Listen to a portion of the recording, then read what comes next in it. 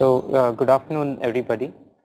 So in the last two classes, we had, the first class especially, we had looked at some background number theory required to actually study public key cryptography, in particular the RSA.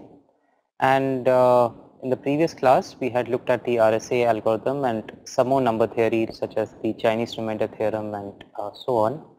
And today what we will try to do is that we will look at two types of algorithms. One is the primality testing algorithms and the other one is factorization algorithms. So these two have got lots to do with prime numbers and therefore highly connected with RSA. And towards the end of this particular class, we will have a brief introduction to digital signatures and hash functions. Okay, so just to recollect, when we mentioned RSA, we said that there was this initial key setup phase, or the key initialization phase, where two large primes P and Q were selected, so that P is not equal to Q, and then we computed a product P into Q, and then we chose a particular value B at random such that GCD of B comma phi of n is equal to 1. So recollect that this phi of n is the Euler quotient function, and it is a number of primes that is relatively, or rather number of integers less than n which is relatively prime to n. Since so we had also seen that this phi of n is can be written as phi of p into phi of q, and since p and q are primes, so this is equal to p minus 1 into q minus 1. Okay, so and the other requirement of course was that b is less than 1 and less than phi of n. So given this, the reason that we want that the GCD of b and phi of n is 1 is so that they are relatively prime, and when that occurs, we know that b will have a multiplicative inverse. So we will use the extended Euclidean algorithm to compute the multiplicative inverse of b, which we denote as a and represented as b inverse mod phi of n. So the public parameters was the values n and b, while the secret or the private keys were the numbers A, P and Q. In order to do an encryption, we would take the message X, which typically is something less than equal to n minus 1 and above 1, and raise it to the power of the public parameter b mod n. So this would give us a ciphertext y, and what we've seen that in order to do a decryption for this,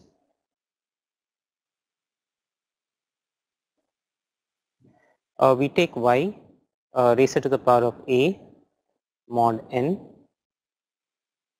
and this would give us the original message X. So what we are going to look at today is this first part. How do we select these large primes?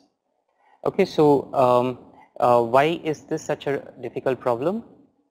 Essentially because finding these primes, especially large primes, is not very easy to do. So we'll look at what are the problems that can crop up, and we will look at a couple of randomized algorithms which will help us to actually select or find such prime numbers P and Q through which we could actually do an RSA encryption. Okay, so So let's look at the prime number generation.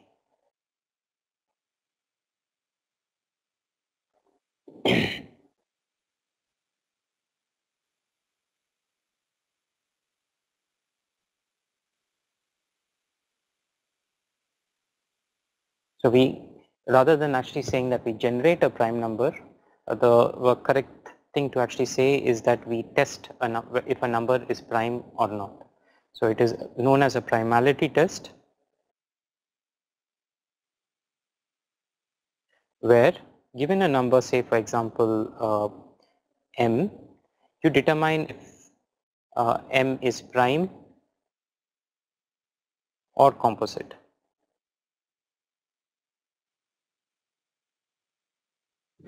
Right? So what's the problem in this? Like all of us had in the past been able to done some kind of test like this, where we have actually determined whether a number is prime or composite.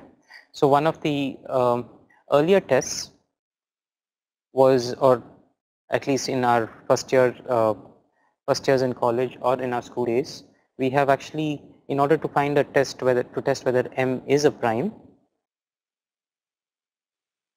we actually tried to divide numbers starting from 2 to m minus 1 and check whether I divides m, and if so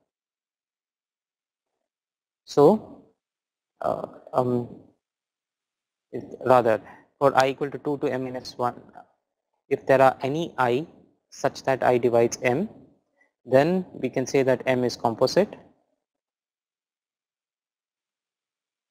else m is prime.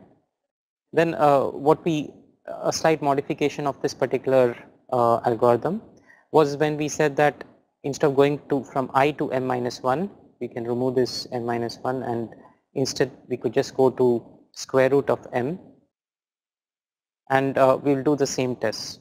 If there exists any I such that I divides m, then we can say that m is composite, and if we are not able to find any such I, then we will say that that m would be prime.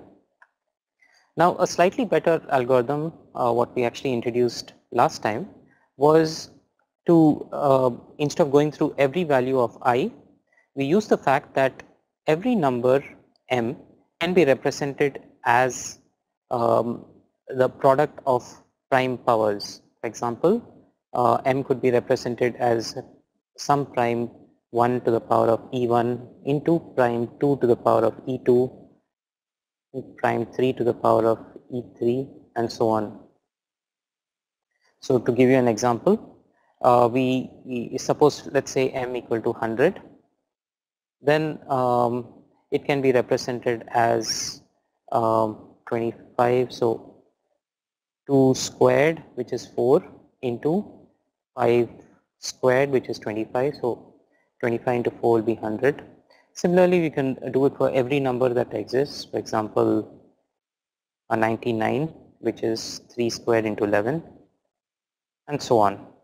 So instead of actually checking all numbers from I to from 2 to square root of m, it will be sufficient if we actually check only the prime numbers from 2 to, which is rather it is sufficient to actually test all the prime numbers which is less than square root of m in order to actually find out if we have a prime number that actually divides m, and if we actually have found such a prime number, then we can claim that m is composite.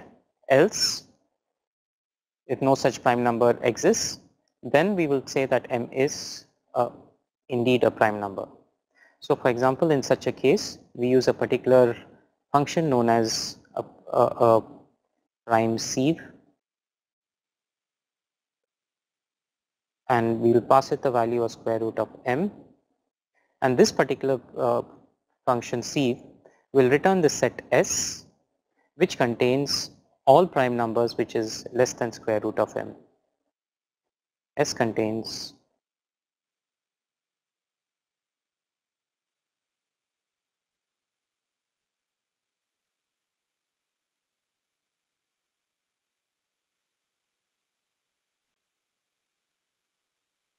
less than square root of m. So our primality checking algorithm will now be something like this. S is a set. So for every element in capital S, if every element, let's say call it small s, if small s divides m, then m is composite, and if we have not found, if no such s is found,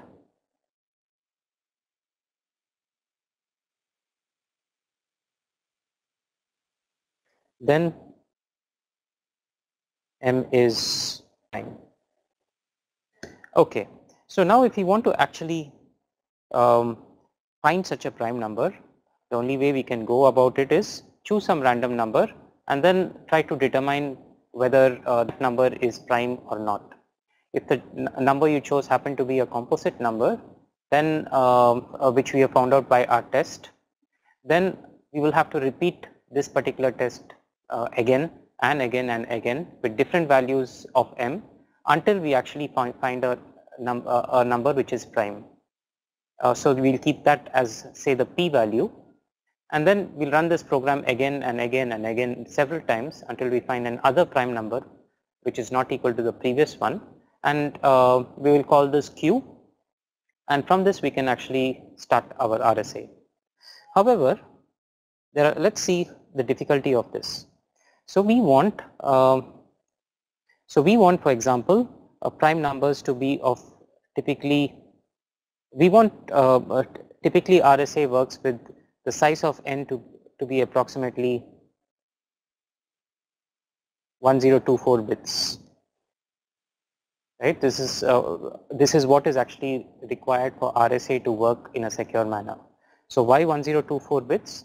So we want all possible attacks on RSA to be extremely difficult. We want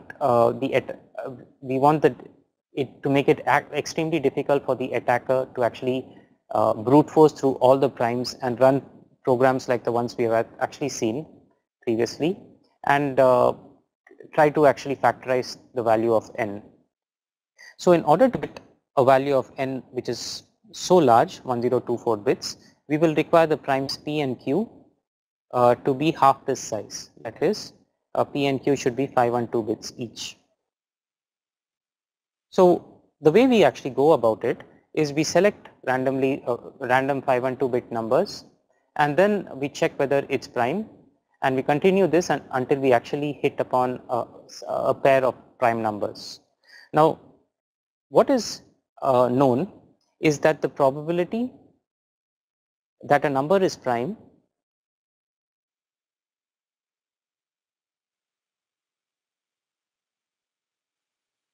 is given by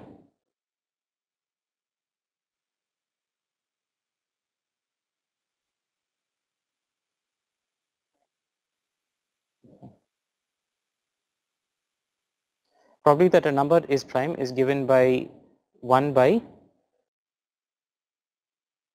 log of n, where n is that number, where n is some large number, and let us say you actually set you have the set from 0 to n minus 1, where n may be a very large number, and you have selected a random number from this called r.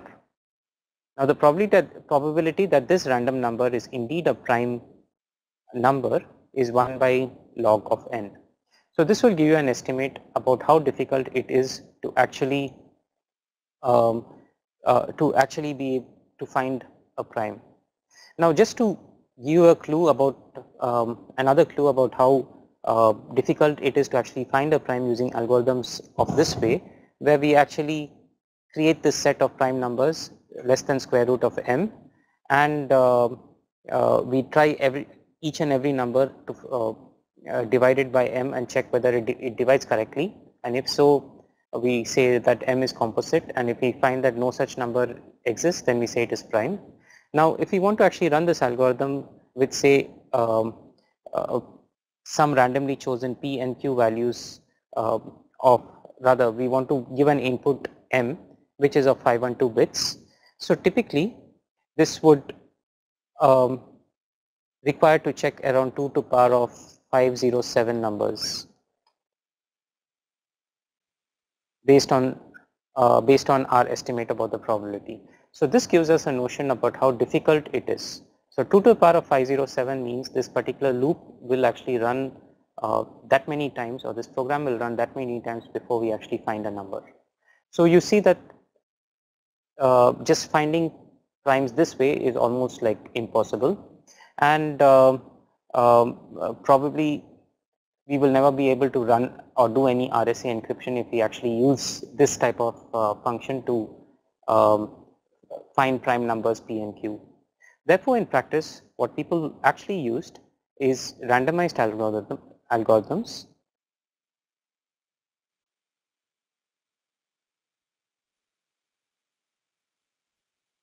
that would actually detect whether a number is, whether a large number is indeed a prime or a composite.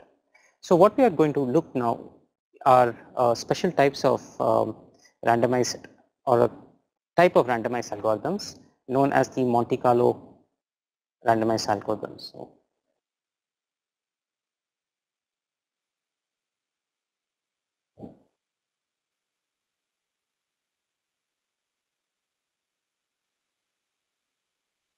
So what's the specialty about randomized algorithms is that these algorithms would either answer um, true or false, especially the Monte Carlo randomized algorithms. These algorithms would, it would take a particular number, say M, and either answer yes or no based on whether M is prime or composite. However, the difference between the standard algorithms that we have seen so far and Monte Carlo randomized algorithms is that sometimes the answers are correct and sometimes the answers are wrong. So what I mean by this is that the Monte Carlo randomized algorithms will not always give you the right answer.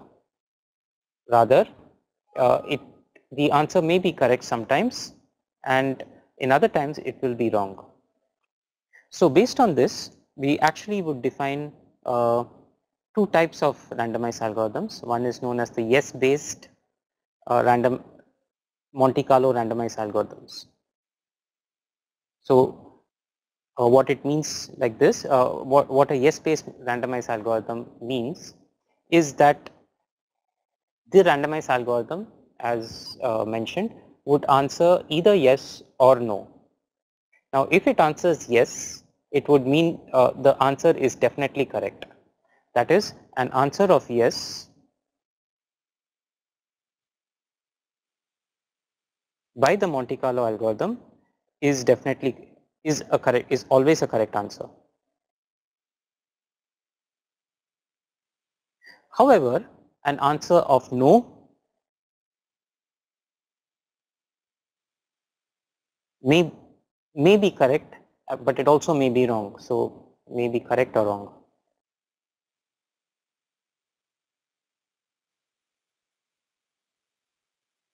Similarly, we have a no based Monte Carlo algorithm where an answer where if the randomized algorithm actually returns answer of no, is always correct.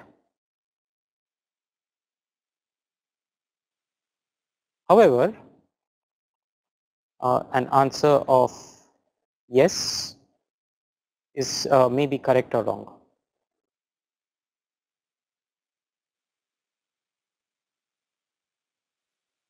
So just to give you an example, let's say we have actually developed a yes based randomized Monte Carlo randomized algorithm, and we actually give this some number m for as an input to this particular algorithm.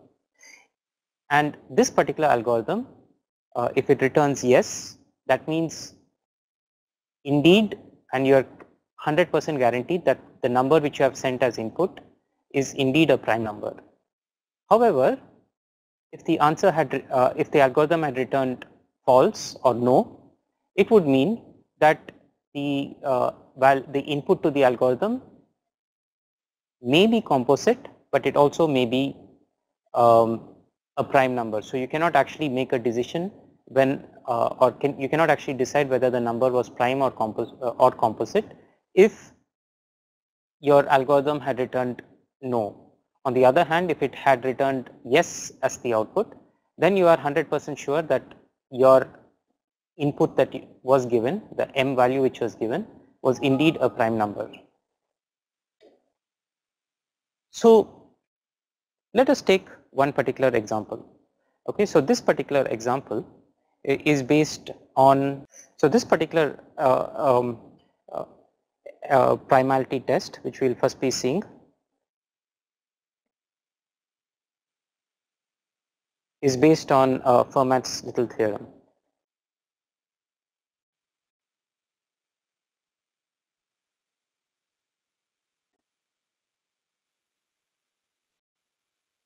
Or called, it's also called the Fermat. So suppose we have this value n and we want to know whether n is prime or composite. From this Fermat's little theorem, we know that any number n has to be prime. That is, if n is prime, then if you take any number a, raise it to the power of n minus 1, then you would get 1, then you would get a result of 1 modulo n. However, so this is always true in case n is a prime number. However, if n happens to be composite, then this test, a to the power of n minus 1 congruent to 1 mod n, may be true or it may be false as well.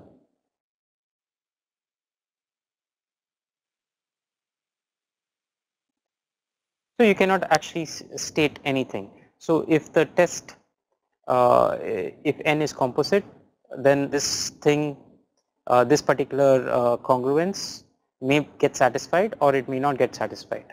So based on this, we can actually propose one particular algorithm. So which is shown over here. So this is a Monte Carlo randomized algorithm, which actually takes which is this function is prime, takes an input n. So what it does is that it chooses a random value a from the set 1 to n minus 1, and if a to the power of n minus 1 is congruent to 1 modulo n, then it returns true, else it returns false. So from the thing what we have just discussed, we know that if n happens to be a prime number, then a to the power of n minus 1 will always be congruent to 1 modulo n. However, if n happens to be a composite number, then a to the power of n minus 1 congruent to 1 mod n may be true or may be false. So therefore, what we will see that if n happens to be prime, then it will always come over here, and this function will return a true. On the other hand, if n happens to be a composite number, this function may return true sometimes or it may return false sometimes, right? Just to take an example of such a composite number, suppose let us say n equal to 221. It is composite because it can be factorized into 13 and 17, and we choose some random value of a. Let's say a equal to 38 and raise a to the power of 221 minus 1, that is 220, take a modulo operation 221. So you see that here 38 to the power of 220 modulo 221 is congruent to 1. So you see that even though n is a composite number, this if condition will hold true and this function will return true. On the other hand, if we actually happen to choose another value of a, say for example 36, then 36 to the power of 220 modulo 221 is 16, and you see that in such a case this function would have returned false. Similarly, we can see other values of a like 103, 107 and 215, and sometimes the output of this function is true, sometimes it is false. So we actually, this particular function, if it actually returns a true, it would mean that the number n is either prime or composite. On the other hand, if this function returns false, then we are 100% sure that the number n is a composite number. So that's why this particular test will most certainly be able to detect composite numbers, but its result for prime numbers may be correct or may not be correct. So how do we actually make this test better? Okay, so we see that let's say we run this particular function for a particular value of 38 and we get 1. So what can we actually say whether this particular number is prime or composite? So there is nothing, it's very difficult to make a correct decision with just one test. So what we do is that we actually run this particular function several times, let's say 1000 or 10,000 times, and based on that result, if even one of those 1000 results actually ended up with a false, that would mean that it is a composite number. However, if all the results were prime, all the results happen to be 1, then you probably conclude that it is a prime number. In reality, if you actually want to make this particular function useful, this function has to be called multiple number of times as shown over here. So we have a primality test n where you have some for loop for I equal to 0 to I less than 1000, and you invoke this is underscore prime n. Okay, so this is underscore prime, that is the function that we have actually seen over here, is invoked something like 1000 times, and in each case a random a is chosen, and based on this particular condition, a to the power of n minus 1 congruent to 1 mod n, either true is returned or false is returned. If any of these 1000 iterations actually returns a false, then you're certain that it is a composite number. On the other hand, if all of them happen to return true, then you say that it is probably prime. Note that for composite, we are 100% certain that it is a composite number. However, at the end of 1000 iterations, we are still not 100% sure that the number is actually indeed 100% prime. Therefore, we actually return probably prime in such a case. So this test typically would work well, and as you would notice that if I increase the number of iterations in this loop, for example, if I go from instead of 1000, if I go to 10,000 or 1 lakh times, then the confidence that I've actually found a prime number is actually increasing. Typically, so in other words, as I run this test more and more number of times, the probability that I've actually found a prime would keep increasing. While this is true, while what I said is true for most values of n, it is not always the case. Why? Because there exists some numbers which are actually composite numbers, but they behave exactly like a prime. For example, some of these numbers are known as the Carmichael numbers, where in a Carmichael number, that is if n happens to be a Carmichael number, then for any value of a that you choose, a to the power of n minus 1 mod n will be congruent to 1, even though n is a composite. So in other words, a Carmichael number is a composite number for which, for any value of a that you choose, a to the power of n minus 1 mod n will be congruent to 1. So this means that this composite number n is actually behaving like a prime number. Now suppose you happen to choose some value which happens to be a Carmichael number, then this primality test that you have actually shown, you have done over here, will never be able to detect that it is prime in spite of, say, hundreds and millions of iterations of this particular for loop. There is a well known list of several Carmichael numbers.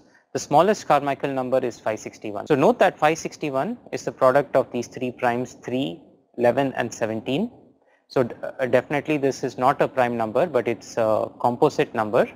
And what you would see is that if you actually take different values of a, raise it to the power of 560, always get a value and take mod 561, you'll always get a value of 1. So this is behaving very much like a prime number. Since it can be factored, it is actually a composite, and therefore this particular test will fail if n happens to be a composite number. So we can do something better than this, and we have a stronger test for primality, which is known as the strong probable primality test, and it is actually based on the fact that instead of validating a to the power of n minus 1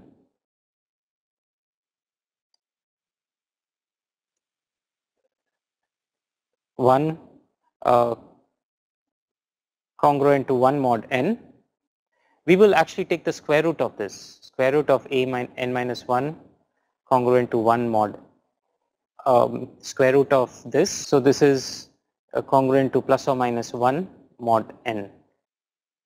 So this square root we have actually represented over here as a to the power of n minus 1 by 2. So instead of actually testing a to the power of n minus 1 congruent to 1 mod n as we have done before, we will now check if a to the power of n minus 1 is congruent to either plus 1 or minus 1 mod n. Okay, so this particular test does not suffer from the Carmichael number test, and therefore there are no such false positives that can occur, and therefore it's more likely that if you run the same test for several million times, it's more likely that you can identify the prime correctly, a number correctly as prime as well. So one particular test which is actually closely based on this is known as the Miller-Rabin primality test. So this is a yes based primality test for composites. So what do we mean by this is that Miller-Rabin primality test would return yes or true when the input to the test is indeed a composite number. On the other hand, the Miller-Rabin test would return no or false. The number is either prime or composite, and as mentioned before, this Miller-Rabin test does not actually suffer from the Carmichael numbers. Therefore, there are no such numbers which will give you a false positive. So let us first look at the test, then we will see some examples of how the test would work, and we will see the proof of the Miller-Rabin test. So what the Miller-Rabin test does is that, first of all, you want to test whether the number n is prime or composite. Therefore, what you first do is compute n minus 1 and represent it as 2 power s into d. So what is this? So essentially we are removing all the even terms in n minus 1. For example, if n equal to, say, 41, then we represent it as 2 power into 5. S is 3 over here, and the D is 5. That is, we are squeezing out all the even powers or all the even numbers in this n, and until we are left with an odd number which is D, and this 3 is the S that we have seen. Now the third thing is that we will check whether this value n is composite by actually this particular rule. So if n is composite, these two properties will always hold. A to the power of d will not be congruent to 1 mod n, and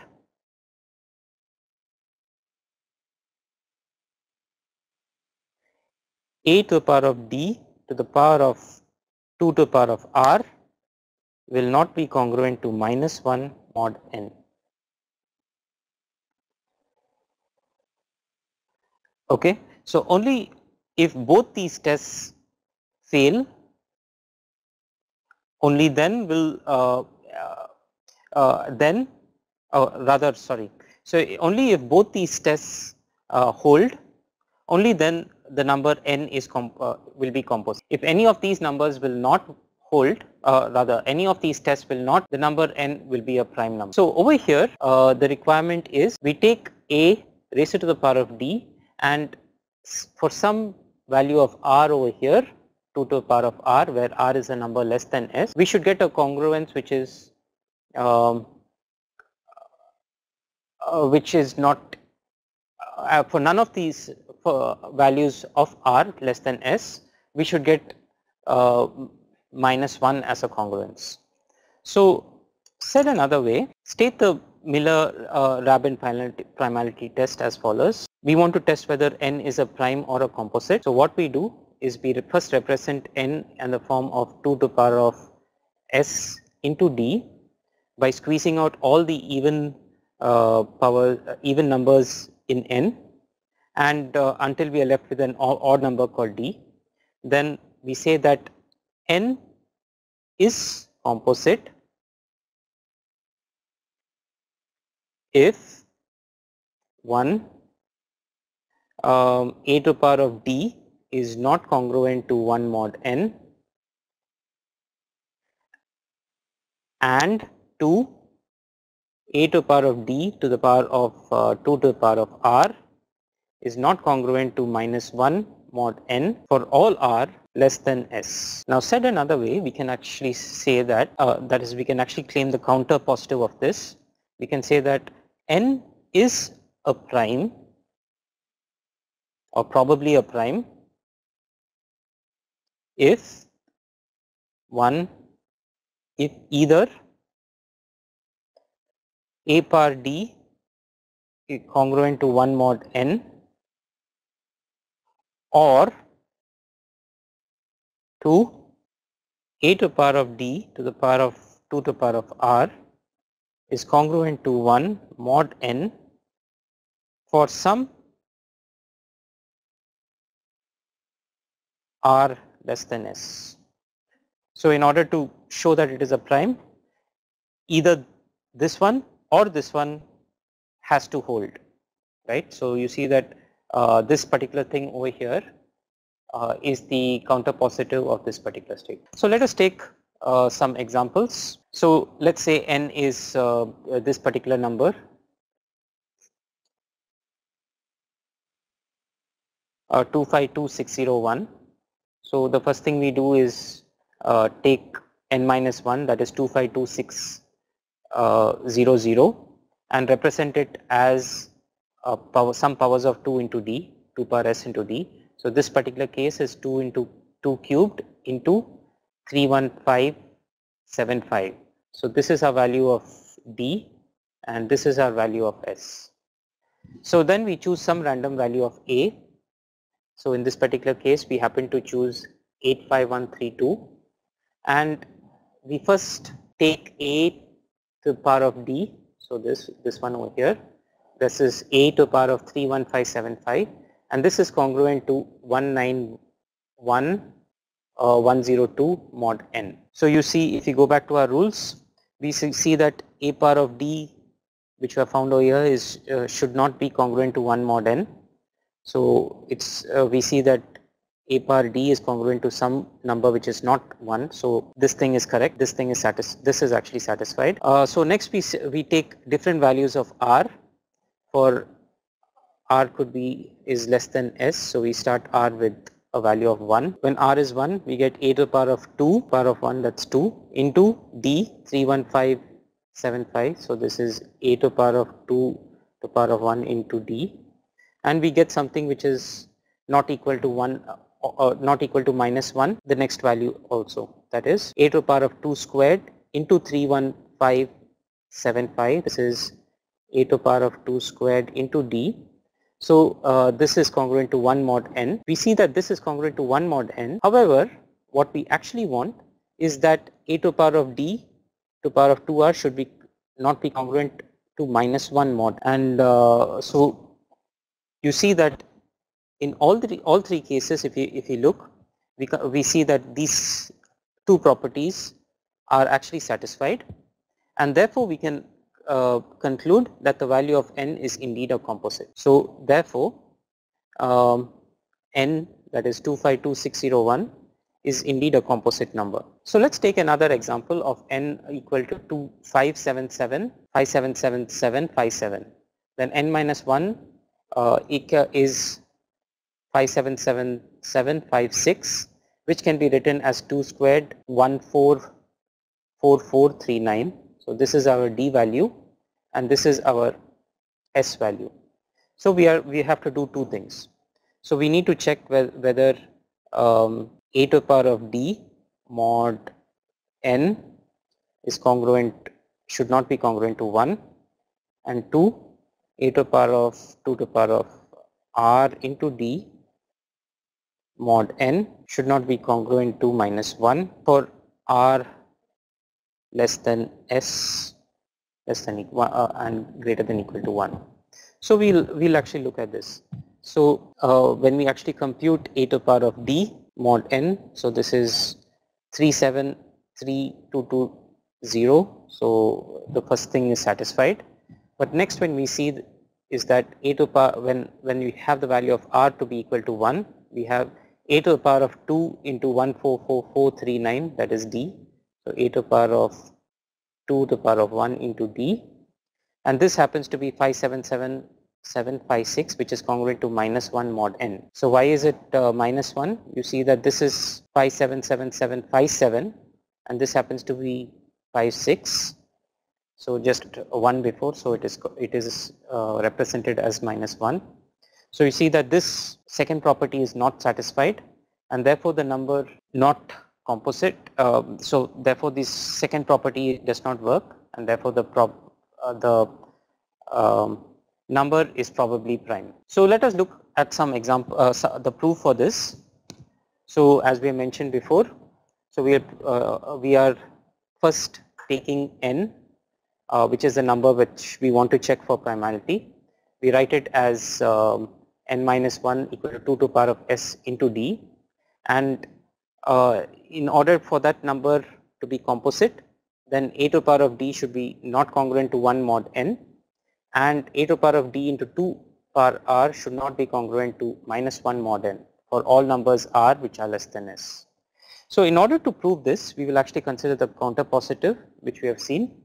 So what we're going to say is that if n should be a prime, then one of these things has to be satisfied. That is, if n has to be a prime, then either a to the power of d congruent to 1 mod n should be satisfied, or a to the power of d to the power of 2 to the power of r should be congruent to -1 mod n for at least one number r which is less than. So here we will actually look at the proof for this. Consider this particular sequence: a to the power of d, so this is the one we are starting with, a to the power of 2 to the power of 1d, a to the power of 2 to the power of 2d, a to the power of 2 to 3d, and so on to a to the power of 2 sd.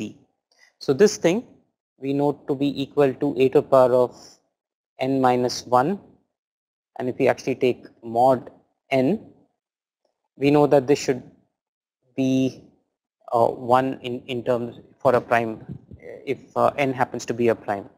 This is from the Fermat's theorem. Now there are two things which can occur. First, let us assume that a power d equal to 1, that is this, then we know that square of 1 is 1. So if a power d happens to be 1, then this is nothing but a power d squared. So this also is 1 squared, which is equal to 1, and this is again 1 squared, and so on. So we get 1 over here. Alternatively, so this first requirement may be satisfied, and our proof is done. On the other hand, a power d is not equal to 1. The first part of this thing does not hold, and we need to actually find out or find something or some particular r value between from here to less than this, a to the power of 2 power s minus 1 d, that is still here, somewhere over here which is equal to minus. So we know that this is not equal to 1. However, due to Fermat's theorem, we know that this will be 1 due to the Fermat's theorem, and therefore what we can state, each of these numbers before this, or this is not, this number over here is actually the square root of this particular number. So if this number, let us say, is t, this number is the square root of t, and we know that since t is equal to 1, square root of t will be equal to plus or minus 1 mod n. So if it happens to be minus 1, then our statement is true and we are done. However, square root of t may be plus 1, in which case we have not proved this particular theorem. Therefore, we can go a step backwards and take the fourth root of that is square root of t. 2 could be plus 1 or minus 1. If it is minus 1, then we know that this statement is true. Otherwise, if it's plus 1, then we have to go backwards and so on. And eventually we could reach a particular case where a power the end over here, which definitely has to be not equal to 1. And okay, in this way it's a short proof for this particular Miller-Rabin test, and the actual algorithm looks something like this way. So this is the Miller-Rabin test for composite. So it's a yes-space Monte Carlo test for composite numbers, where it takes an input n and it returns whether n is prime or composite. The test for composite, if it happens to return that n is composite, then the answer is definitely right and that n is indeed composite. On the other hand, if it returns n is prime, then the answer may be wrong as well. That is, n may be prime or it may be composite. It could possibly be composite as well. Given a particular n, the first step is to actually find denote the n minus 1 as 2 power s into d, and then choose where d is an odd number. The second step is to choose some random value a belonging to zn and then compute a to the power of d mod n. So if this happens to be which we denote as b, so if this b happens to be plus or minus 1, we return that n is prime. If this particular test does not fail, does not hold, we actually try to find a value of r which is between 1 and s. B to power of 2 to power of I will be minus 1, as we have discussed in the previous slides. If we have found this, then we know that n is prime and will return, otherwise the return. So these are the probabilities of output from the Miller-Rabin algorithm. Now the probability that given the input n is composite, the result from this particular algorithm is also composite, meaning that if the input is composite, the output from the test will actually detect that it is composite is 1. That is because it is a yes-based test for composite numbers. On the other hand, if the algorithm returns that n is prime, as in this case, however the input is actually composite, then this probability is less than half. Similarly, if the input is composite given the output from the algorithm is prime, this probability is less than 1/4. Okay, so let's look at another type of algorithm known as which is actually based on quadratic residues. So I think I will skip this particular thing due to a shortage of time, and this is actually another test known as the Solovay-Strassen primality test, but in most practical uses of RSA, a variant of the Miller-Rabin test is indeed used. What we will next see is some factoring algorithms. So what do you mean by factoring algorithms? So recollect that what we know, what is public in RSA is the value of n and the public key p. Now what we said is that if our RSA is actually based on the assumption that given this value of n, it is actually very difficult for someone to factorize n into p and q. Now if somebody can factorize n into p and q, then RSA can be trivially broken. So that is the reason why we will actually look at various algorithms. So these algorithms are extremely computationally intensive, but if the value of n is small, maybe let us say 100 bits or less than 100 bits, then they may be successfully able to actually factorize the value of n. So what is the big deal about factoring n? Let us say Mallory is able to factorize n into its two primes p and q.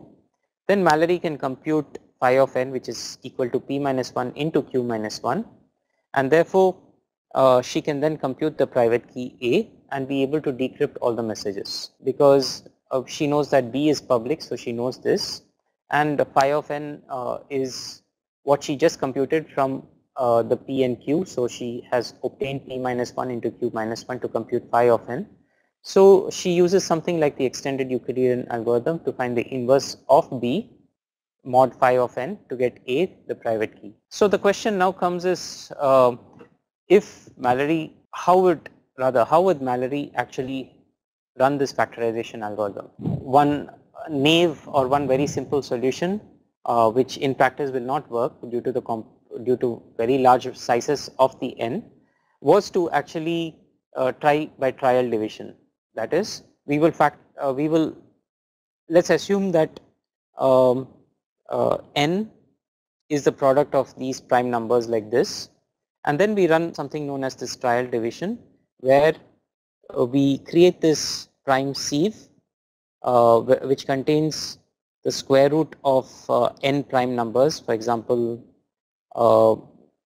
like 2, 3, 5, 7, 11, 13, 17 and so on, and so that till the square root of n. In each case, for each value of p in this particular prime sieve, we actually determine whether p divides n. In other words, we will see whether the remainder with when n is divided by p is 0.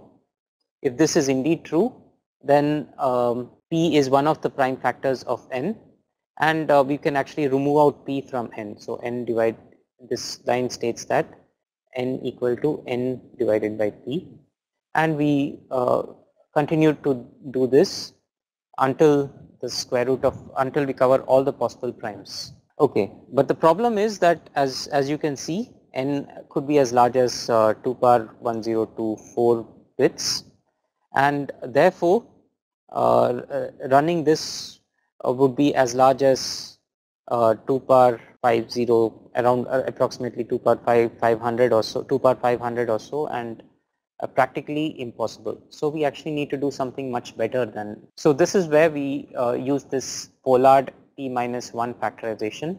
So this was one of the early algorithms to factorize n into its products p and q. So again, this is based quite a bit on the Fermat's little theorem, and it's based on the fact that if you choose some random value a, which is in the range of 1 to n, and the GCD of a and n is not equal to 1, then a is a prime factor. A is a prime factor of n. So recollect that n has just two factors, p and q, right? So the GCD of n and p will be equal to 1, and GCD of will be equal to p in this case, and GCD of n and q will be equal to q, and GCD of any other number from anything x such that x is less than n will always be 1.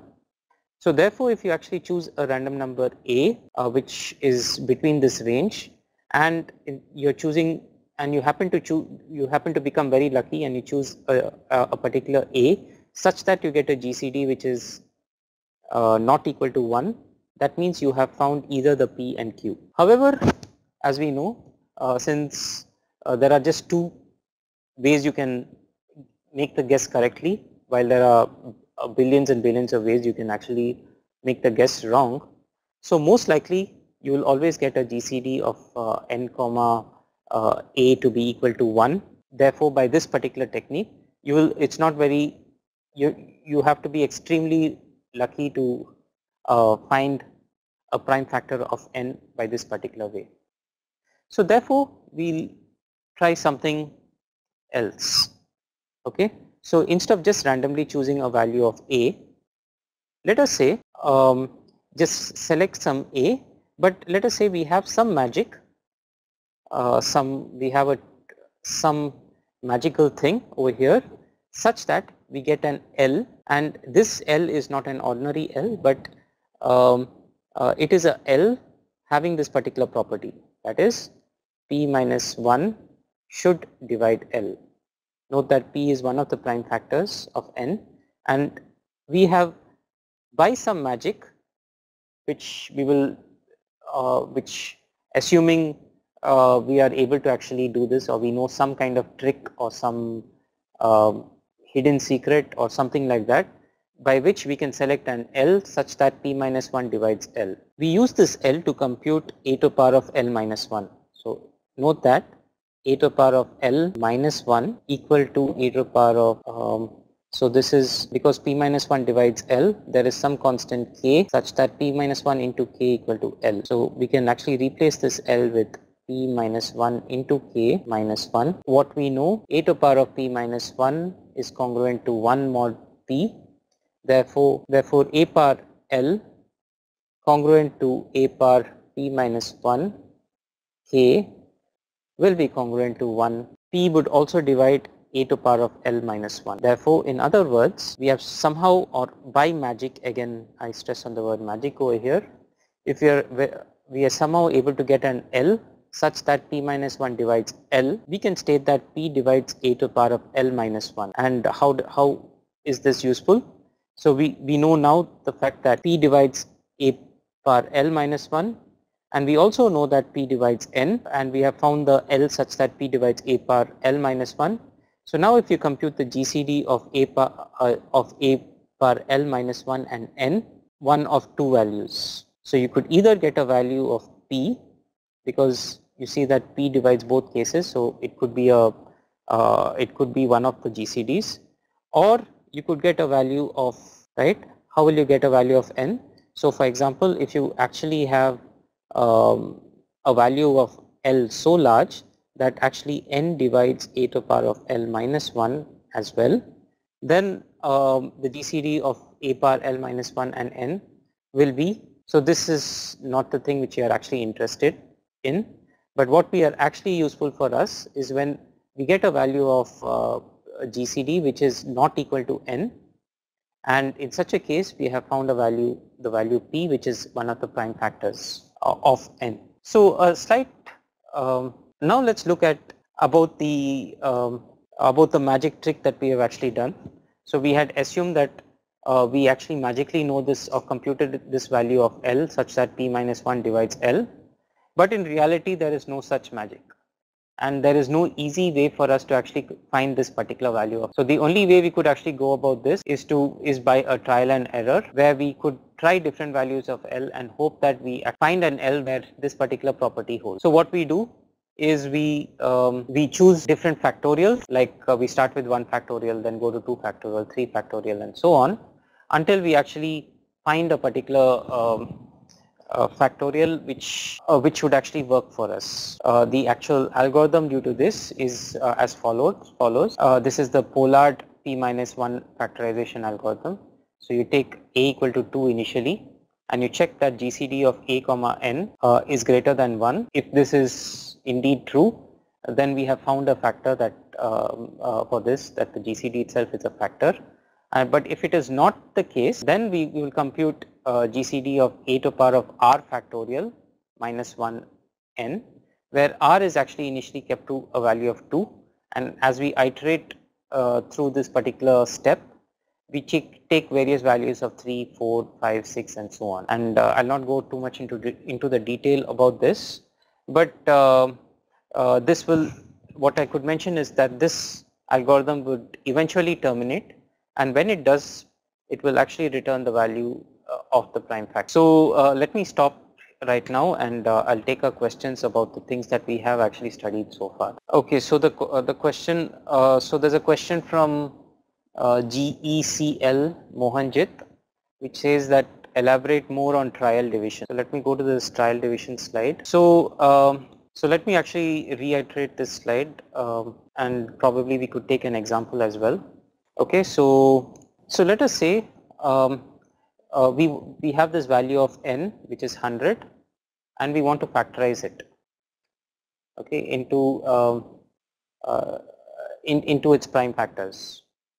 Okay, so the first thing we know is that um, the prime factors of n the prime factors of 100 will be will be less than the square root of 100, which is equal to 10. So what we do is we try all the prime factors, or rather we try all the primes which are less than n. So what are the primes which are less than n? That is 2, 3, 5 and 7. So the first thing what we will do is we'll take 100, we'll do 100 divided by the first prime, that is 2. So you see that it will divide perfectly, it will leave a remainder 0. So so we can actually just, instead of this, we could just say percentage 2 because we want just the remainder. So this is equal to 0.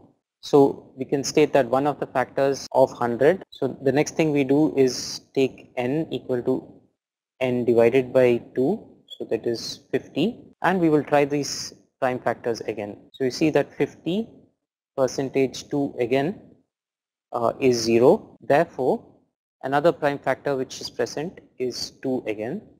So so as before, n equal to n by 2. So we go to 25. Now you take 25, start again to percentage 2 will be 1. So we know that 2 does not divide 25. So we'll try the next thing. 25 percentage 3 will be 1. Yeah, is 1. So again 3 is not a factor. Then we take 25 percentage, the next prime, that is 5, will be 0. So we know that 5 is another factor. So we write this and divide 25 by 5. So n equal to n by 2. That's so 25 by 2. That's equal to 5. And now you know that we've actually come to the to a prime itself, which is already present over here. So 5, and therefore our prime factors is 2 into 2. So 2 squared into 5 squared. So these are the prime factors for 100. But as you can see, this one is kind of a brute force thing. So it will work for small numbers, but as the size of this n increases, like it's a very long number, then doing this in this particular way is not feasible practically. And this is the reason we need to go for some other techniques to actually do this factorization. Okay, so there's a question about the test. So there's a question about the test which is given, so we will take care of that. So GECL Mohanjit says that as the size of the message increases, does the complexity also increase? So rather than stating that, so in RSA, when we actually choose a message X to be encrypted, we actually want that this particular message X should be in the should be less than less than n, less than equal to n minus 1, and in this particular range. So if you actually increase the size of the message, and that means, in other words, you actually mean that you are going for a larger value of n, then yes, the complexity would increase. The reason for this is that in order to obtain a larger value of n, you would also require larger primes p and q, and therefore due to the larger primes p and q, it will become more difficult to actually factorize n or run any sort of attack algorithms on n, and therefore the complexity would increase.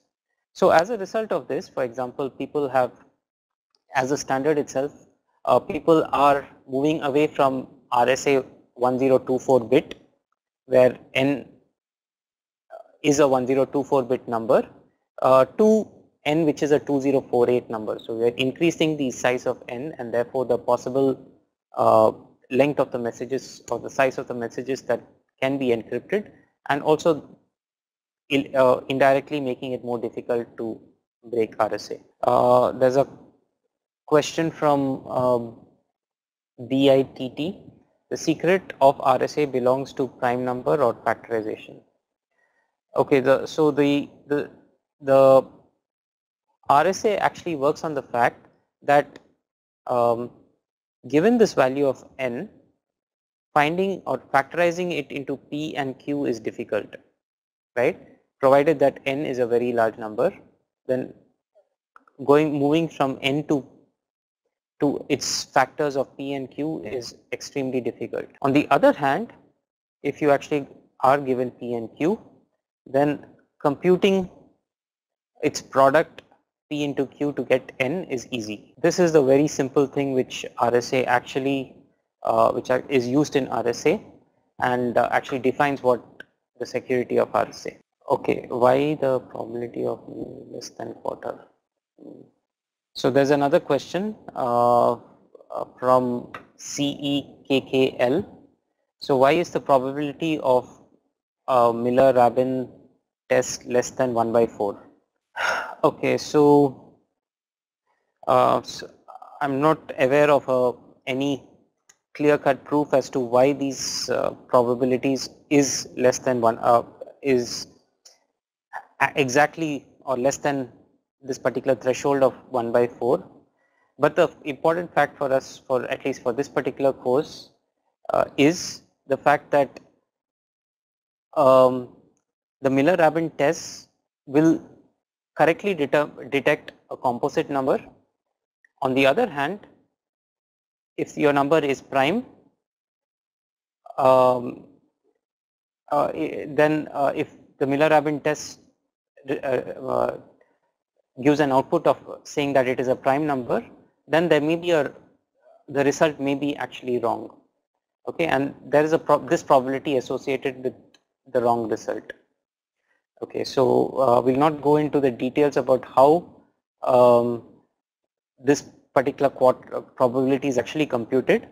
So if you actually run this test, it's not very difficult to verify that this probability actually holds. So as far as I know, I'm not aware of proofs which can actually give you a mathematical bound for this particular probability, but empirically you can try various values of a and n and arrive at these particular probabilities of half and 1 by 4. Okay, so this is by Vijay Lakshmi. How to choose a random value of, so how to choose, okay, so this particular question, so Vijay Lakshmi's question is, how do you choose a random value in the Miller-Rabin test? So there is no restriction to choose the random number a in the Miller-Rabin test.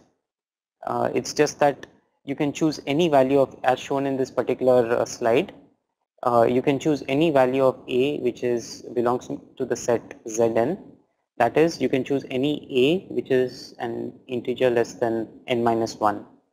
So any random value of a will work, because it's for a given n, it's very difficult to predict which a will give you a good result and which a will give you a wrong result. Therefore, you have to try various values of a which are chosen at random. So so another question by the DJI Gargi. So how is the complexity of Miller-Rabin primality test calculated? So we'll not go into that much into the complexity analysis of these tests, but due to the fact that okay, so yeah, that will go beyond this particular course syllabus, so we could actually take it offline if you're interested. Okay, so another important another important algorithm for factorization, and it's also a very interesting algorithm, is this Pollard row algorithm. Okay, so let us say that we have this particular sequence of randomly chosen numbers. These numbers are chosen from the set Zn with replacement. So you have just some random numbers x0, x1, x2, x3, x4 and so on. And let us say that again we magically, again I stressed out on the fact that we magically get another sequence S2 which is x0 bar, x1 bar, x2 bar, x3 bar, x4 bar and so on, such that x0 bar is congruent to x0 mod p, x1 bar congruent to x1 mod p, x2 bar congruent to x2 mod p and so on. So what we are saying is that something in this sequence, for example xi bar is congruent to something, the equivalent thing in this sequence S1. So xi bar is congruent to xi mod p. So if we keep taking elements in sequence S1 and sequence S2 like this, we will keep going on, and eventually what is going to happen is that we will actually arrive at some value j such that xi prime congruent to xj prime mod p. If we actually keep taking elements in this particular sequence, eventually we will reach some value of j such that xi prime bar is equal to xj bar. And when this happens, what we get is that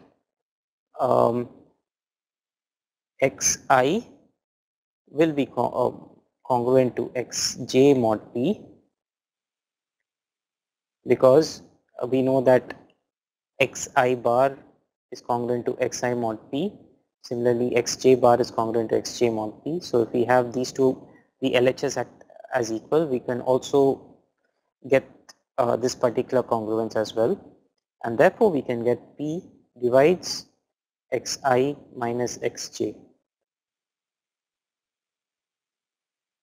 Additionally, we also know that p divides n. So what we can do is we can compute the GCD of xi minus xj and n, and this GCD should give us a value of p, which is a factor. So in other words, if we actually happen to find some xi bar and xj bar such that they are equal, then if this happens, then we can actually equate the right hand sides to get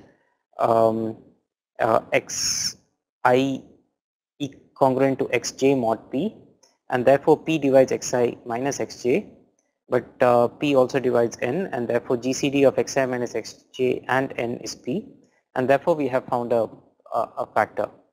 But now the big assumption here was that we had again said that we magically have found this particular thing S2, and we have used this S2 actually to find two terms xi bar and xj bar which are equal. But in reality we do not actually have this xi bar and xj bar. So how do we actually do without this particular magic? So in order to do this, what we do is we select values into this particular sequence S1.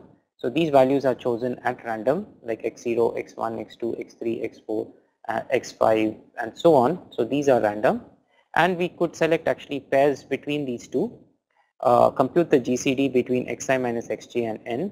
If the GCD happens to be greater than 1, then we are done, and if it is equal to 1, then it's not giving us any more information, and we have to try more values in this particular. So in the Pollard row algorithm, rather than selecting just random sequence numbers in this particular form, what is actually done is that a particular function of this form is actually used. So in order to generate a particular number in the sequence S1, you start with a 0th element, that is x0, which is randomly chosen, and from this set Zn, and then for all numbers which follow this, we actually compute xi, that is x1 for example, is a function of xi minus 1. So for example, x0 is chosen randomly, while x1 is chosen as x0 squared plus 1 mod n. x2 is chosen as x0 x1 squared plus 1 mod n, and so on. Okay. Now what would happen is something like this. So we'll look at it with an example. So let us take that n is this one, 82,123, which we want to factorize, and let us say x0, which you have chosen randomly, like from here, has this value of 631, and f of x is x squared plus 1 mod n. So what we do, so you could just cover this this last column over here, which is actually shaded with this gray column, and we'll just focus on the first and second column. So the first value of x0, that is 631, then we compute x squared plus 1 mod n, so that is 69,670, and what we could do is just find the GCD between 69,670 minus 631 and n, that is a thing, and we will see that the GCD would end up to be 1, so it's not giving us any result. So the next thing we will do is compute this for x2, that is x1 squared plus 1 mod n, to get this one, 289,986, and then we could actually check the GCD of this particular thing with subtracted with this thing. So 28,986 minus 69,670 and n, that is 82,123. Similarly, we could actually check the GCD of this difference, x2 minus x0 and n, and we will get to be 1. So in this way we could actually keep generating values of x, and in each case we could select pairs of this and compute the GCD with respect to the value of n, and we will stop whenever we get a GCD which is not. So in this particular case, for example, once we reach the 10th step, we compute the GCD of this with all of the other things, and we see that when we consider the nth, the 10th value, that is 6,685 and 69,907, and when you compute the difference of this and take the GCD with n, that is 82,123, you will get a non-trivial GCD, that is a GCD which is greater than 1, and therefore we know that we have actually found a factor. However, in order to do this, we see that the number of computations or number of GCD computations required is extremely large. So in fact, for this particular case, we would require 55 GCD computations before we get the correct result. So in order to actually reduce the number of GCD computations, what is done is we use the Floyd cycle detection algorithm. So in this Floyd cycle detection algorithm, we first start with x0 and y0, which is exactly the same value, which is chosen randomly from the same set and having the same value initially. In this case, both x0 and y0 have a value of 16, and this value xi is for I greater than 0 is computed just from the previous value. So for example, x1 would be computed as f of x0, x2 is computed as f of x1, f3 is computed as f of x2, and so on. So in other words, we have x1 which is x0 which is 16, x1 which is 11, x2 which is 40, x3 which is 2, x4 is 5, and so on. Now we are also computing another sequence called yi, which is x of 2i. So we are actually invoking the f function twice. So for example, we we'll end up skipping intermediate values. So for example, we take y naught, compute f of x, compute f of y naught, and compute the f of that also, and that would become our y1. So for example, over here, if we start y naught at 16, then the y1 is, we will skip this and take 40, then the y2 will skip 2 and take 5, and y3 will skip this and take 21, and so on. So if we actually go on this way, what we see is that we will, and if we actually compute the GCD of xi minus yi with n, and if it is greater than 0, then we return that particular GCD because we have factored it. So what we will actually see is that before completing one particular circle of this row symbol, we would have actually found some xi and yi, which will give you a GCD which is not equal to 1, right? And why this occurs is because of this row-like structure. So as we keep computing different values of xi like 16, 11, 40, 2 and so on, after some time you will find that values will start to repeat, and when this happens, it will always start going in a particular circle. So for example, you have 16, 11, 40, 2, and if you keep continuing to compute the different values of x like x5, x6, x7, x8, x9, x10, then x11 will start to repeat again, and from then onwards it always follows a cycle. So there are proofs which will show you that before the cycle completes, the sequence xi and yi will actually intersect at a point, and when that occurs, you will be able to get a GCD which is non-trivial. That is, which would result in a factor for n. So by birthday paradox, we can the complexity of this is the square root of p, where p is the prime factor of n. Okay, so this is another interesting factorization algorithm, which is known based on the congruence of square. Let us start with the thing that stating that n is equal to p into q, and we are given n and we want to find either p or n. So suppose we are able to actually find congruence of this form, that is x squared congruent to y squared mod, then we can state that n divides x squared minus y squared, and this would imply that n divides x minus y into x plus y. This means that if I take the GCD of n and x minus y and n and x plus y, we would get GCDs which are non-trivial. These non-trivial GCDs will be a factor of. So let us just take an example of, let us say, n equal to 91, and let's say we somehow have found this particular congruence which states that 10 squared congruent to 3 squared mod 91. Let us check this. So 10 squared is 100 and 3 squared is 9. So 100 congruent to 9 mod 91. In other words, when 100 is divided by 91, it leaves a remainder 9. So given this, we can actually say that 91 divides 10 minus 3 into 10 plus 3, or 91 divides 7 into 13.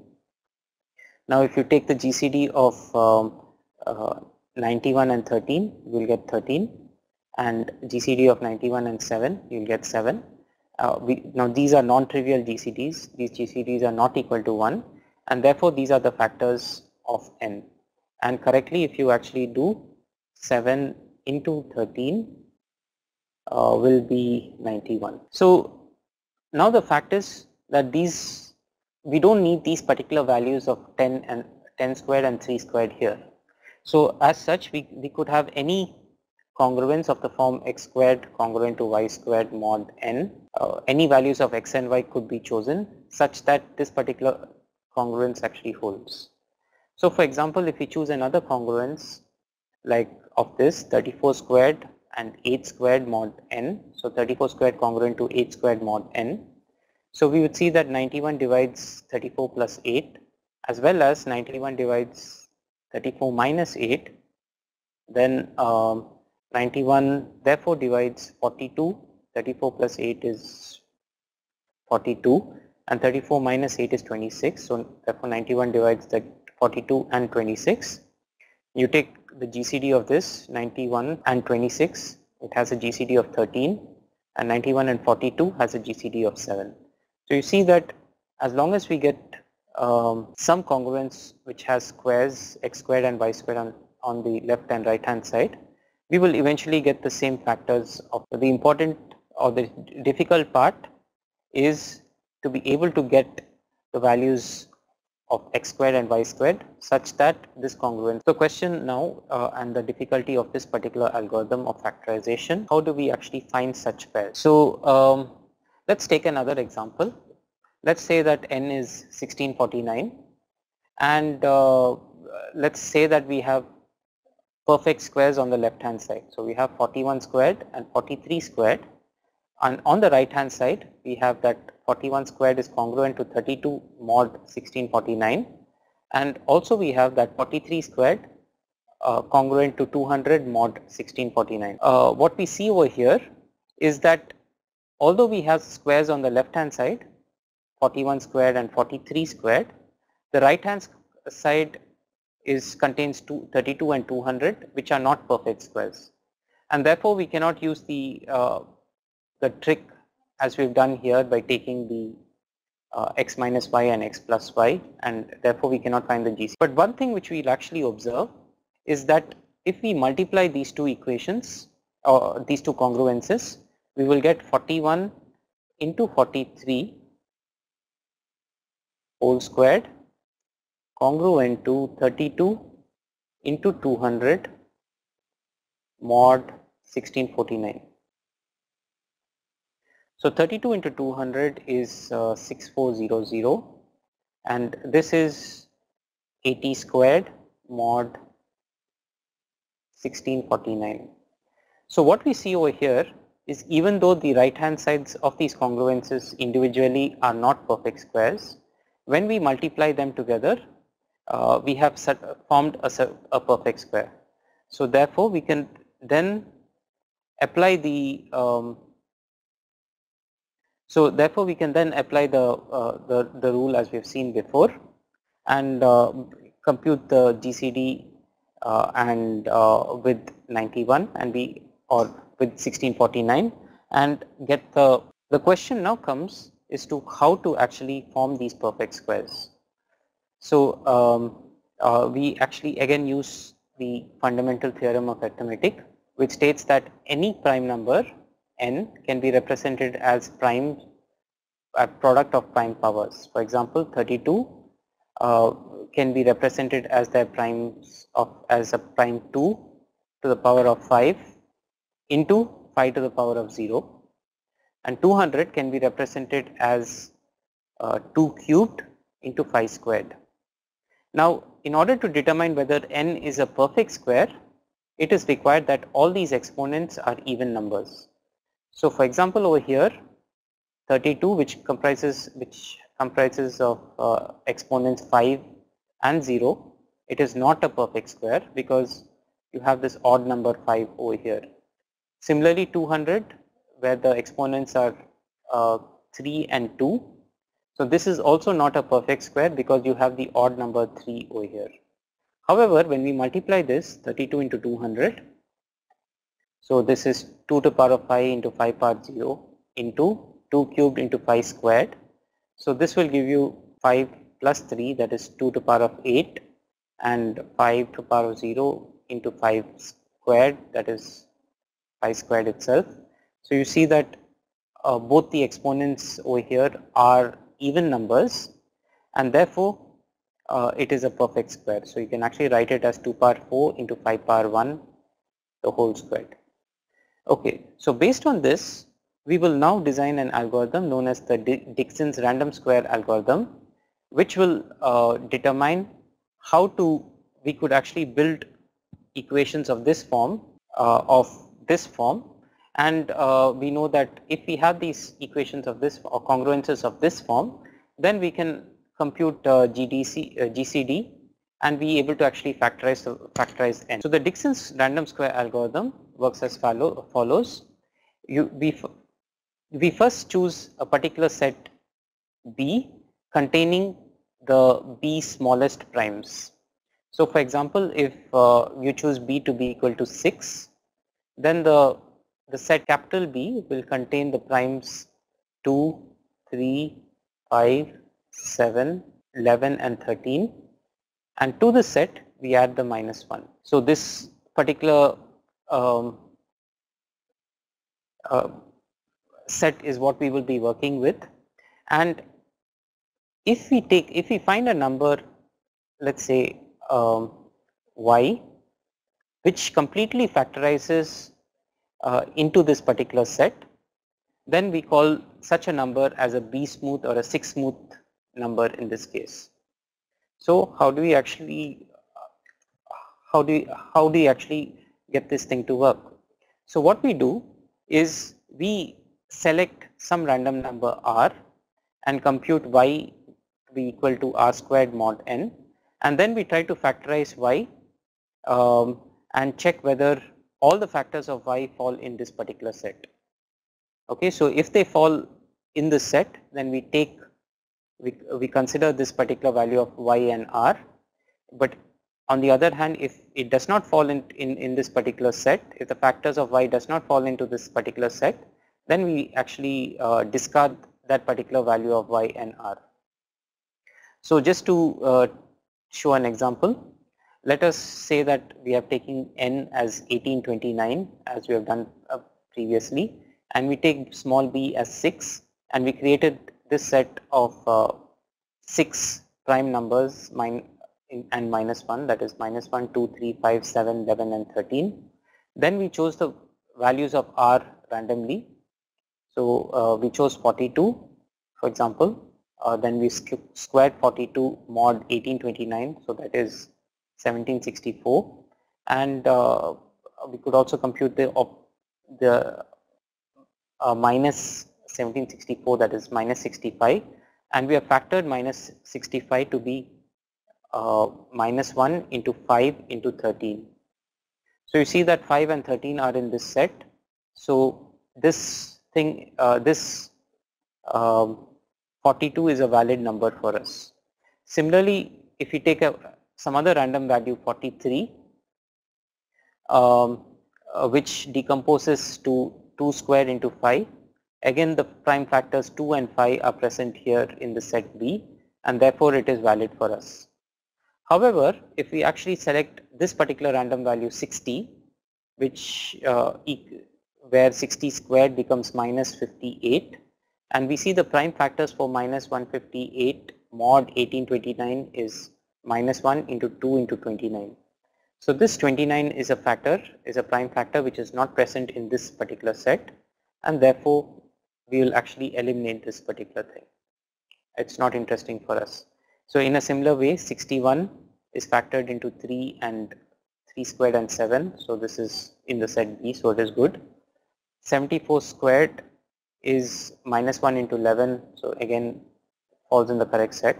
75 squared is 2 into 3 into 23, because of the 23 which does not fall in the set, so we cannot accept this. The other things of 85 squared and 86 squared can be accepted. So from this we are able to actually select values of r and such that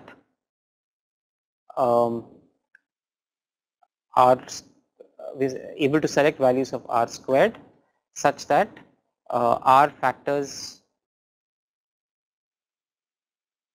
into the set B. So we now create this particular table in this particular form, where in each table we write the various r squared values, for example 65, 20,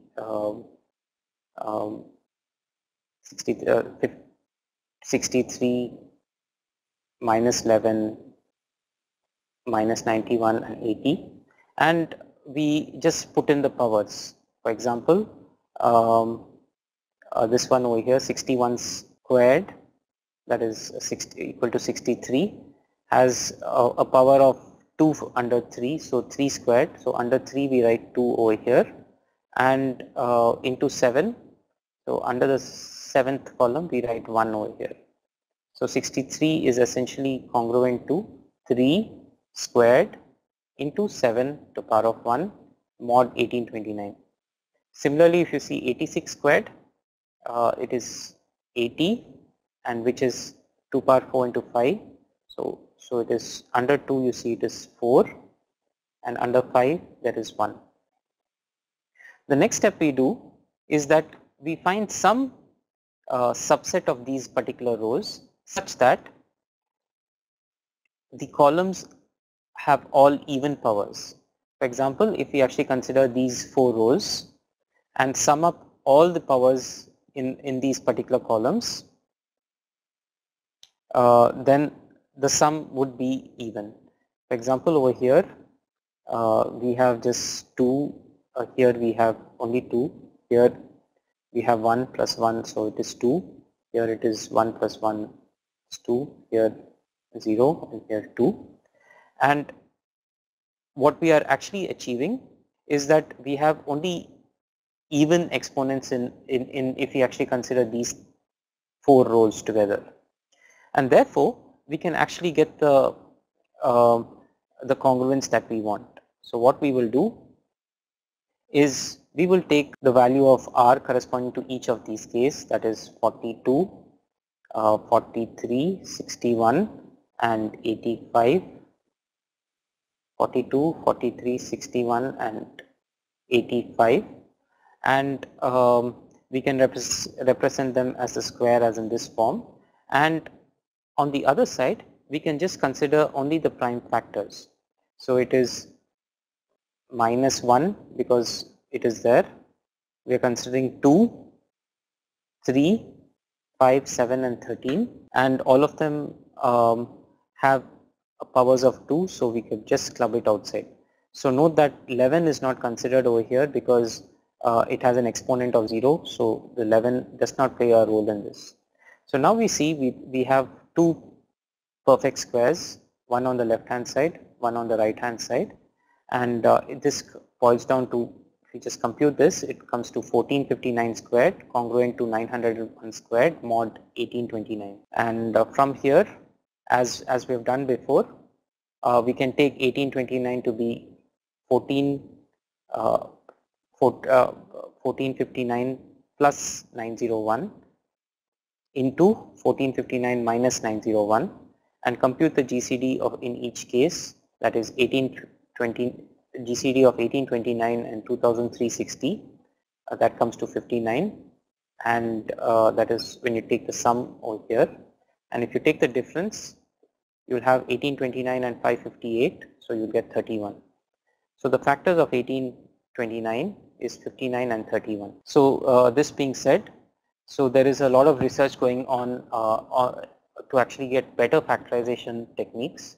The techniques which we have just seen, like the Dixon's random squares, the Pollard row and the Pollard p minus 1, are very trivial or the first level or the first cut factorization algorithms.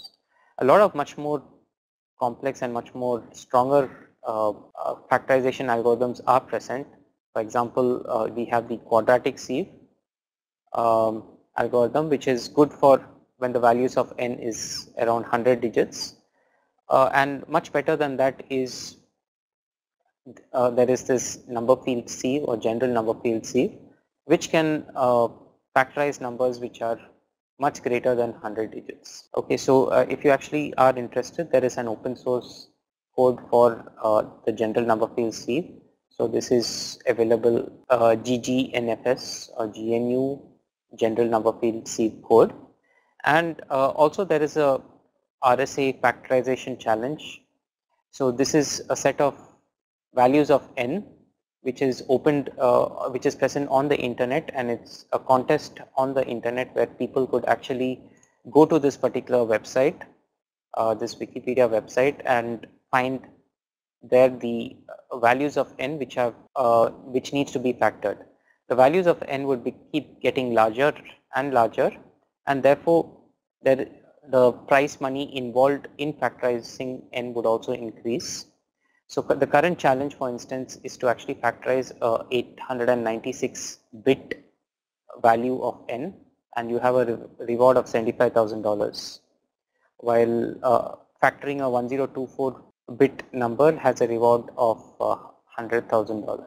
So these are very difficult and open contests which are held on the internet. Okay, so I will stop about RSA over here, and we will have a very brief.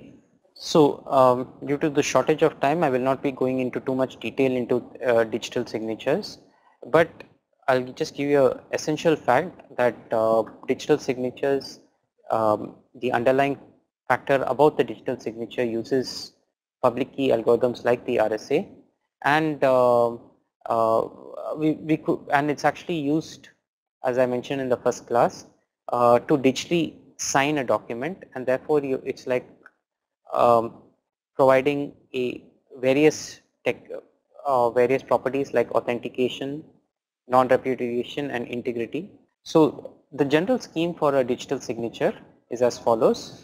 So Alice has a document which she wants to sign, and she wants to ensure that this document is not tampered with by anybody else on the internet, and she is the only person who can who should be actually signing this particular document.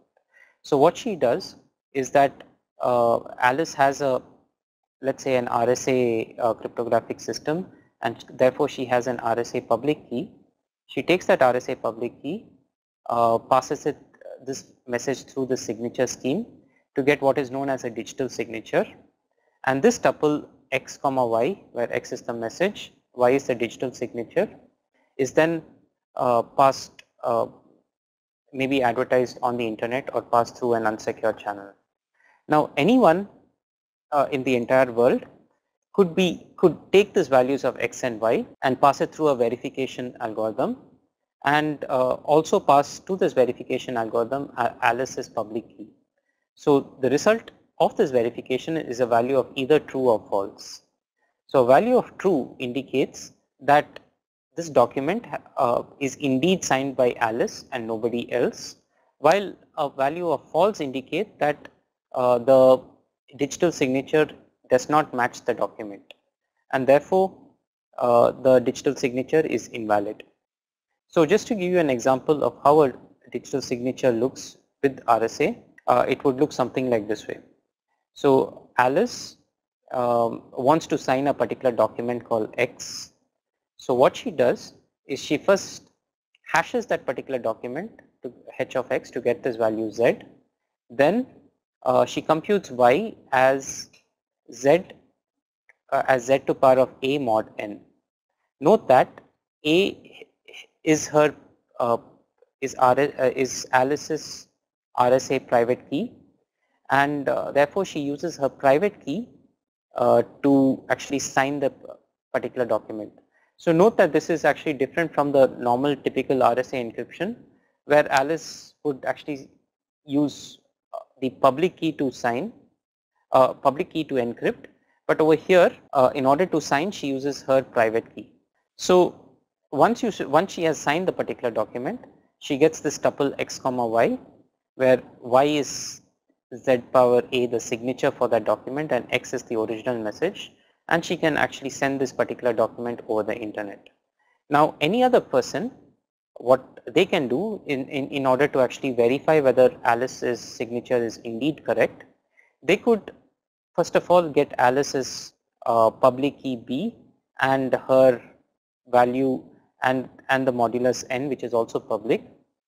They could take this message x, pass it through the same hash function h of x to get the value of z, and then they could actually verify whether z is congruent to y power b mod n. So y power b, so y is the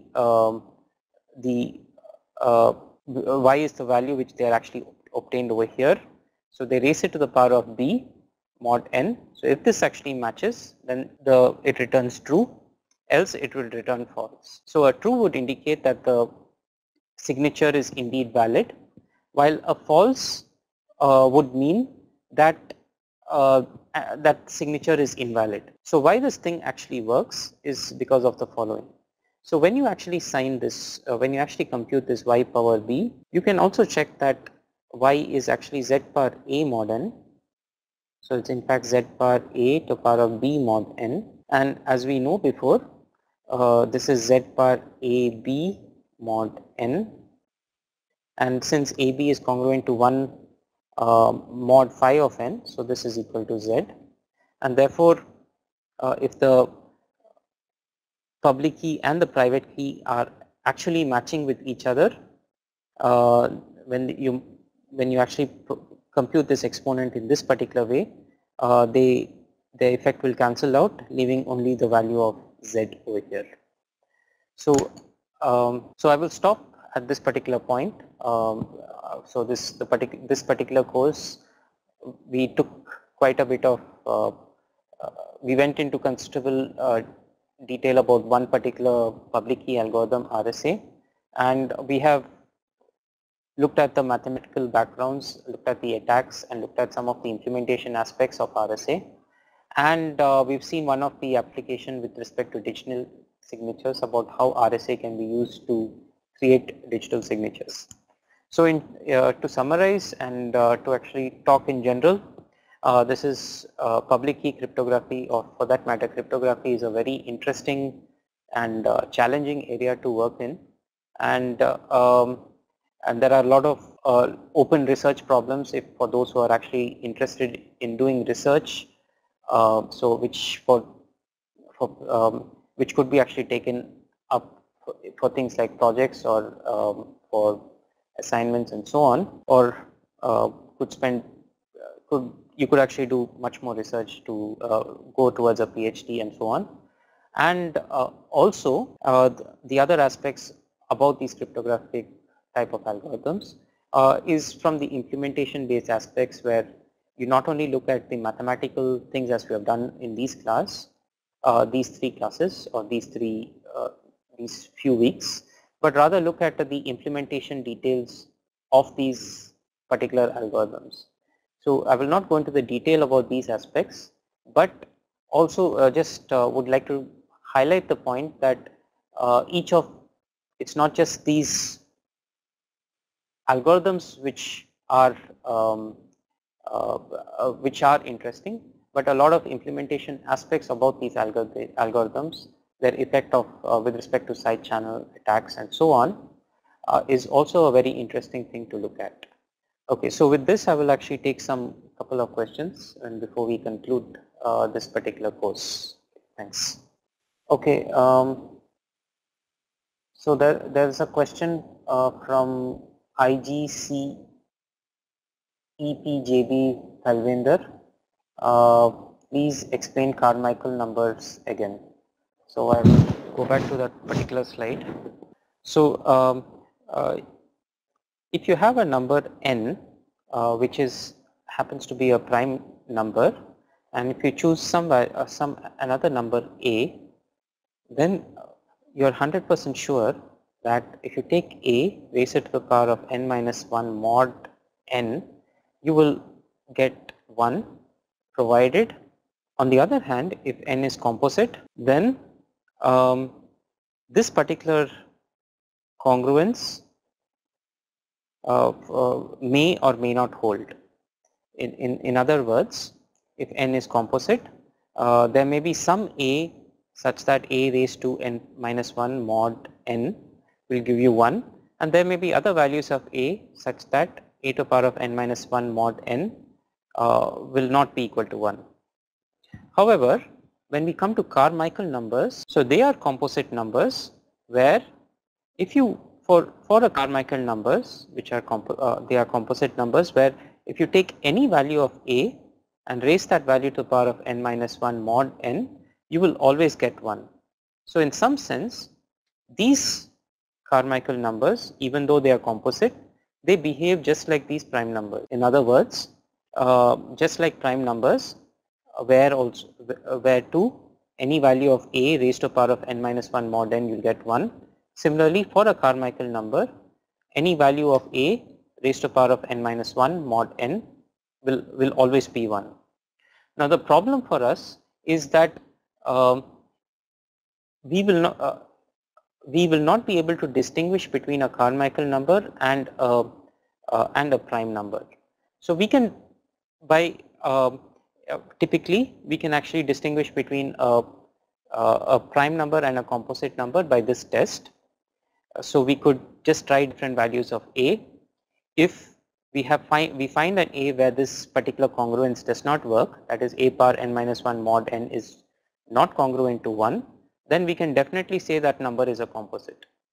And if you have not found, then we can try more and more numbers of different values for a until we find find something where this congruence is not equal to 1. And in such a case, we can conclude that it's a composite number. However, if we happen to have an n which is a composite number and also a Carmichael number, then any value of a which you take, you will always get this to be congruent to 1. That is, for a Carmichael number, any value of a raised to the power of n minus 1 mod n will be 1, and therefore we will not be able to distinguish a Carmichael number from a prime number, right? And therefore this Fermat's test will actually fail. The next question, the Pollard row. So what is the application of a Pollard row algorithm? So the Pollard row algorithm, as I mentioned, is a way to actually factorize the value of n and obtain one of its prime factors of either p or q. So it is actually based on the fact that if we find if we actually find two things which are equal, for example, like x, so we had actually taken a sequence S1 comprising of some random numbers x2, x3 and so on, such that xi is equal to f of xi minus 1, then what we had said was that if we actually find a pair of numbers, say xi and xj, such that GCD of xi minus xj and n is greater than 1, we know that we have actually been able to factorize n to one of its prime factors. So the Pollard row algorithm is essentially one algorithm which is used to actually factorize n to one of its prime factors. So it is quite efficient for values of n which are small, maybe around less than 100 bits, but as the value of size of n goes much larger, the Pollard row algorithm will not converge and will not be able to actually. So there's a question by Mehak, please explain the concept of Euler's theorem in RSA. So I'd actually need more explanation, more details about what exactly is required. Okay, so I'm not very certain about what is needed or what your question is. So could you be more specific? So okay, so this is a interesting question from Mehak. So what is the new research areas in public key cryptography? So I personally don't work much in public key cryptography, so I work on the implementation aspects of cryptography.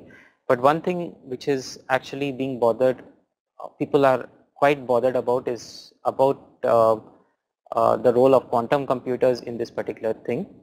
As many of you know that a lot of research has been going on to actually build quantum computers, and when that occurs, factorizing n into p and q will become very trivial, because there are deterministic algorithms which can be used to factorize n, and therefore it's not just therefore RSA becomes can be broken quite trivially when if you have a quantum computer. So and it's not just RSA, many of the other cryptographic algorithms like the elliptic curve cryptography, Diffie-Hellman and so on will also fail or can be trivially broken or easily broken when quantum computers are invented. So one active research in public key cryptography is to actually develop cryptographic schemes which are which can prevent quantum attacks, quantum computing attacks. So for instance, there are several schemes such as the lattice-based cryptography, or in general they are known as the post-quantum cryptography, where these schemes are will still be secure even in the quantum computer era. So although these schemes have been known for quite a number of years, the problem with these schemes right now is that it's quite inefficient to implement, and therefore people are actually looking to develop schemes which are much more efficient to implement and use in the quantum era. So this is another question by MITKA Manoj. So what is the reason why prime number is used in cryptographic algorithms?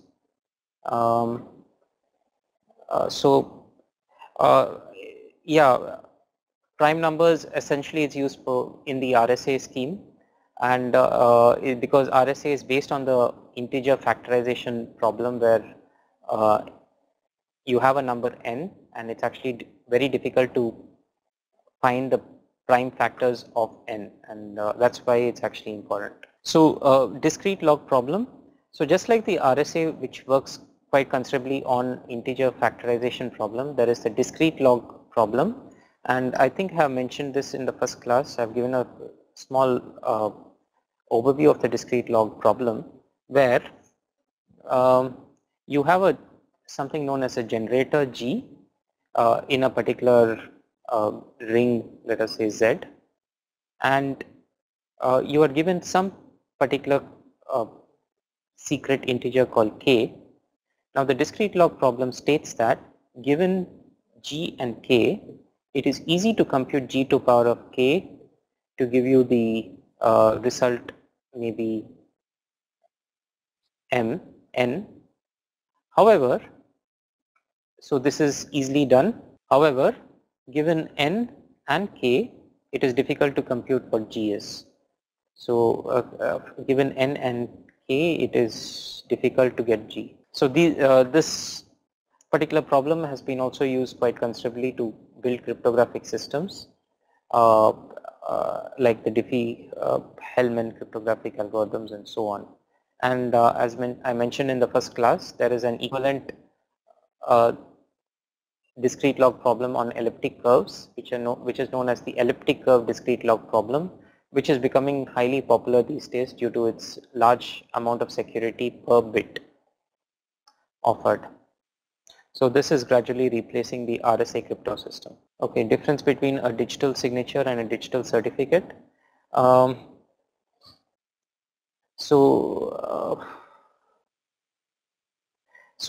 The digital signature as such is, as we have mentioned over here, it contains the message and a digital sign from of that particular message, which is created by some public key cryptographic algorithm like the RSA. The digital certificate contains this as well as some other information, just such as something about some trusted parties or certificates from some trusted parties, which tells the validity of the certificates. So there's a one question which is remaining, which talks about how can we know more about trial division. So trial division is not a very difficult thing. Probably it's if you just look at the slides, the presentation slides, and the program itself is given there, so you could just try to write it and it's not very difficult to actually, or you could write it in your lab today itself. So it will just take around 1 or 1.5 hours to write that particular program. Okay. So thank you all very much. I hope you had a small introduction and a nice introduction to public key cryptography, and I hope you enjoyed the course. Thanks.